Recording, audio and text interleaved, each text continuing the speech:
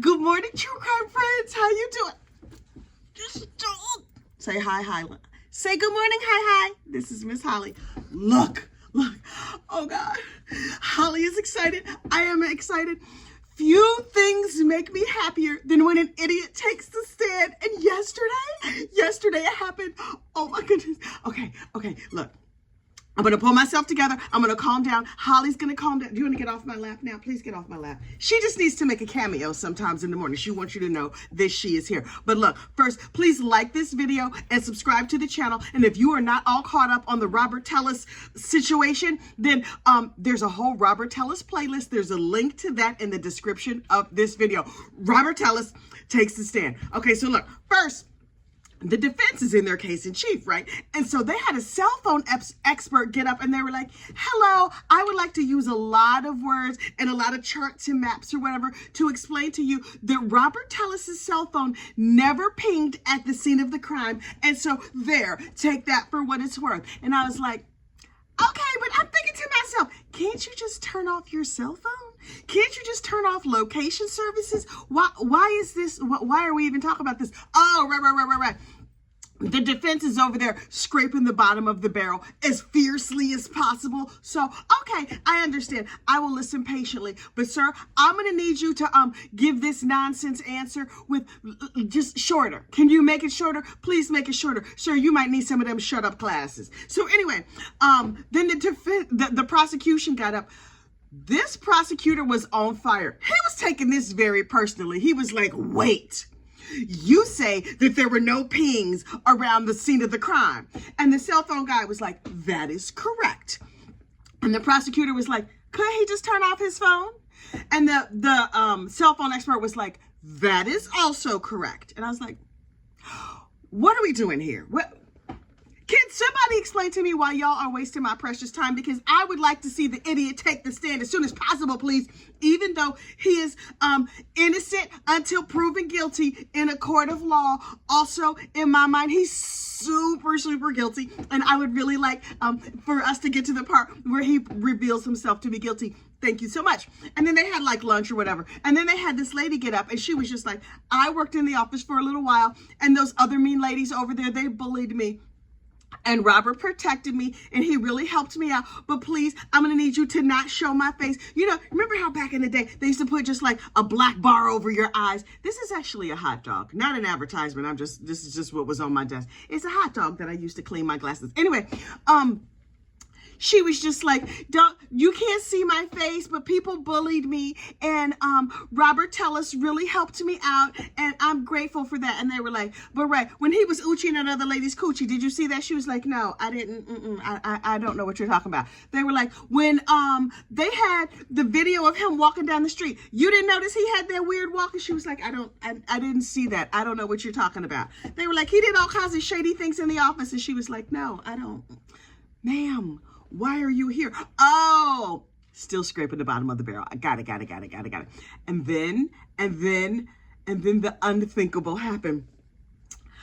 Robert Tellis, Mr. Tejas, decided to take the stand, and I might have tinkled a little bit. I'm not gonna lie. Okay, so look, first of all,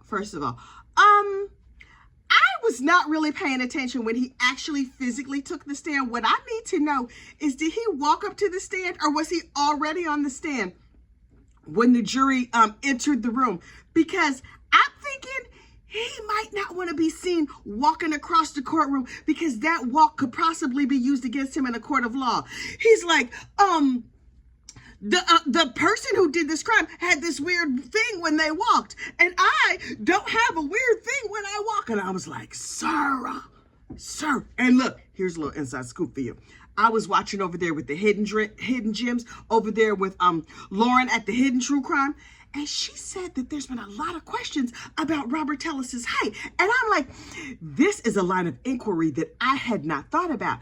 Did you know that Robert Tellis is only like 5'4"? Now, there is nothing wrong with being 5'4". Also, that's way taller than me. I'm only 5'2". But a man who's 5'4" with a big giant ego who thinks everything is about him, oh, That fully explains like half of this entire case.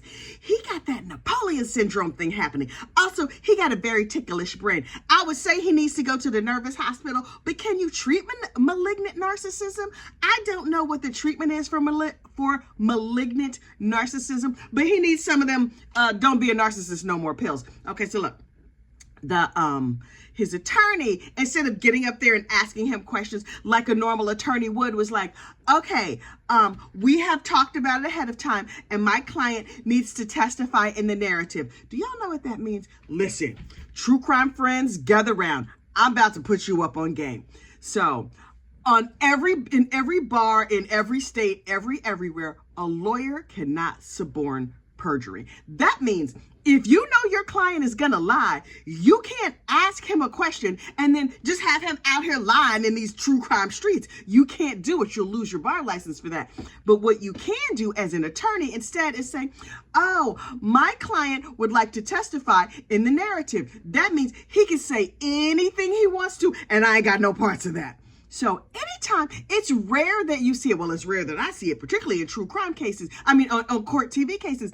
But when you see it, anytime I see a client get up and testify in the narrative, in my mind, I automatically think, oh, well, this boy just gonna get up here and lie. And this is his lawyer's way of saying, I don't want no parts of this.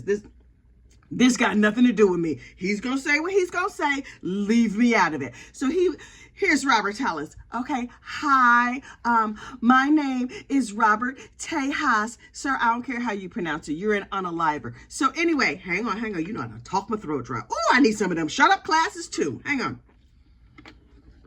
He was like, I went to school here. I met my wife on a website. She had a kid, and then we had a kid together, blah, blah, blah. Okay, great. Get to the part where you unalive that man. And so he was like, okay, so let me explain to you what the public administrator does. And I'm thinking to myself, sir, I don't care. I don't care. He took us through his whole resume, and I was like, are we going to hire you for something? Okay, you used to be an HVAC technician.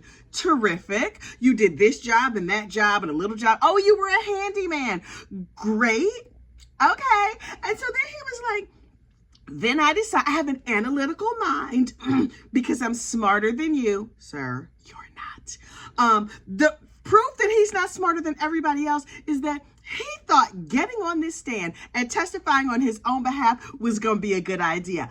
Okay, that's point one for you're a total idiot. But okay, I was keeping an open mind, although I have already convicted you in the court of my brain, but I am open to hearing what you have to say, and I'm praying to Beyonce that you're not just going to open your mouth and lie to me straight out and act like I'm too dumb to know the difference. But okay, let's hear what you have to say. Tell me every single thing. So he's like, I did this with my life and that with my life. And I'm like, get to the relevant parts. And then he was like, now see, down at the public administrator's office, blah, blah, blah, blah, blah, blah, blah. He talked about dead people. He talked about real estate. He talked about floors being ripped out of houses. Sir, what does this have to do with you having your DNA under the fingernails of the decedent? This is what I need to understand. He went on and on and on about Compass Realty. Okay, I know, full disclaimer, I know people who work for Compass Realty, and as far as I can tell, it's not like a spy ring or an unalive ring. It's just a real estate company. And he was like, now see, what they were doing was la, la, la, la, la, la, la. He talked a whole bunch about real estate, and I could barely bring myself to stay awake. But I love to watch an idiot do a song and dance, so I was leaned in. And so Mr. Tellis's theory of the crime is that he was uncovering corruption in the real estate industry that is related to the public administrator's office and Compass Realty, who were clearly unalivers, and he was getting the police to investigate. Okay, what does that have to do with the fact that your DNA is under the decedent's fingernails? Can you please help me understand? He was like, okay, so then what happened was some terrible person, unfortunately unalived this newspaper reporter. Now, yes, the newspaper reporter was out here telling all of my personal business and had video evidence of me oochieing that lady's coochie in the backseat of her car. And so the Compass real estate agents didn't like that. And so they unalived the reporter. Sir? Yeah. I don't, Your picnic is a few sandwiches short of a meal. Sir, what are you talking about? And he was like, and since the reporter was unfortunately unalive, that's my word, not his, nobody is investigating Compass Realty. And I was like, is he speaking in English? I'm not sure he's speaking in English. Is there a different language in Las Vegas that I don't know about? Is this man from planet Earth? Listen, just looking at him, I'm not entirely certain that he is a citizen of this here planet that we share. I suspect. Now look, I'm just spitballing here. I'm making this theory up as I sit here right now, but it just came to me. Remember, because this dude has like a little Looney Tune on his daddy's side. That's clear. You can see the Elmer Fudd in him. Don't tell me you can't. The Tweety Bird, you can see it in him. And now I'm like, maybe his biological father is Marvin the Martian, and he's just trying to like pretend to be like a human, and he feels like if he puts all these crazy words together, we're going to understand him and think he's not guilty. Sarah, you are a whole mess over here on the stand talking nonsense about rogue real estate agents unfortunately unaliving a newspaper reporter who was reporting on you, a reporter who you had 130 pictures of this man's house in your phone. Did Compass Realty hack your telephone and put all of those pictures of the decedent's house in your phone? Did Compass Realty hack your work computer and put all of the research information in your work computer? Sir, what are you talking about? And he tried his best to look earnest. You know, listen, he was like saying to himself, no angry Elmer Fudd. He looks like angry Elmer Fudd, but somebody must have put him up on game. Oh, the internet is talking about you, sir. You look crazy. You are over there looking all angry Elmer Fudd with your big giant head. Oh, the only real estate we need to be talking about is all that real estate that is the top of your head and your forehead, because it's a whole lot of real estate. But it's a terrible location in that it's on the face of an unfortunate unaliver. So, not location. So anyway, he was just like, now see. And he was explaining all this stuff that made no sense at all. And I was just like, okay. At some point, he's going to circle back around. He's going to bring it all back together. And it's all going to make sense. And then we're all going to go, oh, that's the point he's making. And you know what happened yesterday? Not that at all. I was like, I don't know what this Mama Luke is talking about. But look. He was not finished telling his story. And so I was like, finally, the prosecution the defense attorneys was like, we just gonna let him talk. We just gonna sit here, and when he's done talk, I'm not objecting to nothing. I'm just gonna sit here. And periodically, the prosecutor was like, objection. And he's like, right. And then Robert Tellis would keep talking as though there were no objection. This man was like, I'm an attorney. Sir, clearly not a good one. And so finally the judge was like, hey, dum-dum, listen, I see you working over there real hard to be less Fudd and more Tweety, and that we appreciate. But you're going to have to stop running your big old mouth when somebody makes an objection. You know what objection means? It's time for you to shut up. Commence to shutting up. And so then you wait for me to rule. And if I say sustained, that means you can't go on and make your point. And he's like, right. And then he tries again to make the same point. You don't listen good, do you? You don't, Sir, I don't know if you noticed, 2 ears, 1 mouth. That means listen twice as much as you talk. Ain't nobody ever tell you that? They should teach that in shut up classes, but clearly you did not attend. Anyway, so he talks and makes no sense at all. But listen, you know these internet sleuths, over the Lauren from the True Crime, Hidden Gems. Hidden True Crime? What's the name of Lauren's podcast? Hidden True Crime. Lauren was just like, I was watching the jury and I was like, girl, I'm gonna need you to tell me every single thing. And so apparently the jury started out like, okay, our pens are posed. Okay, Fudd, what you gotta tell me? And they were like, okay, so what? Compass Realty. Okay, then what? Handyman. He was a handyman. Okay. What was that website you met your wife? Match.com. law&crime. Okay, and then they were like, okay, well, we're ready to write down something pertinent. And they waited, and they waited. And according to the court watchers, eventually all the jurors were like, let me put this pen down and try real hard to stay awake. Because this Mama Luke is going on and on about nothing. Child, I know something about that going on about nothing life. Oh, Lord, it's a curse. But anyway, this is why I could never take the stand. But he talked about nonsense, and the jury apparently was yawning, leaning back in their chairs. They put all their pens down. They were staring at the ceiling. They were trying to stay awake. Sir, read the room. Commence to shutting up. But he could not. And then finally, they wrapped for the day. And I was like, wait, that's all? That's all? We don't get more. We don't get more. But today, he's going to continue his testimony on the stand. Ooh. I should not be this excited to watch an idiot self-immolate just right there in a court of law. But what you want from me? I am excited by the things that I am excited by. But you know what's going to be more exciting than this ridiculous narrative demonstration that this fool is giving on the court right now? I can barely contain myself.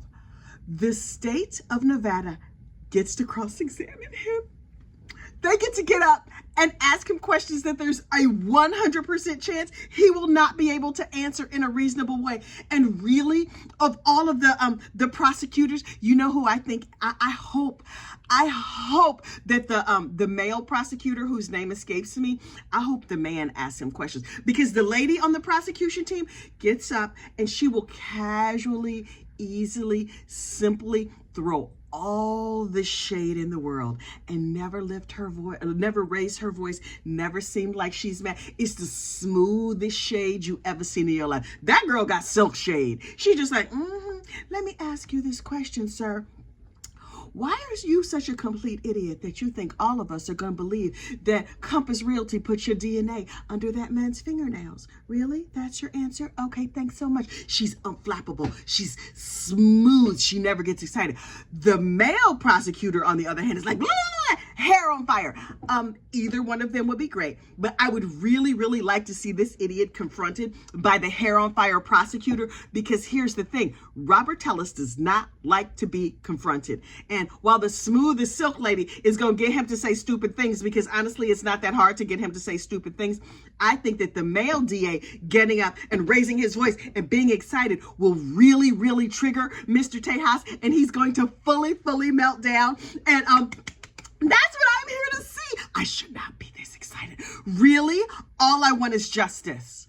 Mostly, a child, you know me. All I want is the gossip, the rumor, and the innuendo of the entire situation. Look, as a brief aside, completely off topic. I'm reading that new Murdoch book that just came out by the Wall Street Journal reporter, The Devil at His Elbow. He had a devil on his elbow. His elbow had a devil. I don't know. There's a new Alec Murdoch book that's out. That book should be called Southern Tea and Shade. Honey, we all know the Murdoch story, but there's a bunch of little added details that were thrown in. I followed Mandy Madney from the beginning of her career. I read the Mandy Madney book, and I loved it. Hey, Mandy girl, you're absolutely not watching this. But I love me some child. I love Mandy Madney like I love cooked food. But that new book from Devil, I'll put it in the I'll put it on the community tab, because Lord knows I can't remember the name of it right now. The shadiness of this book is epic. Did you know that Maggie Murdoch was not the first spouse that was unfortunately unalived by her husband? But the first Murdoch man who did away with his wife got away with it. That was Paul's boat crash, not the first boat crash. The tea and shade in that book, I'm living for it. The only thing that's going to be better than this first read is when I read it a second time. Look, I need to get on with the rest of my day. Please like this video, subscribe to the channel, and I will see you later. Bye.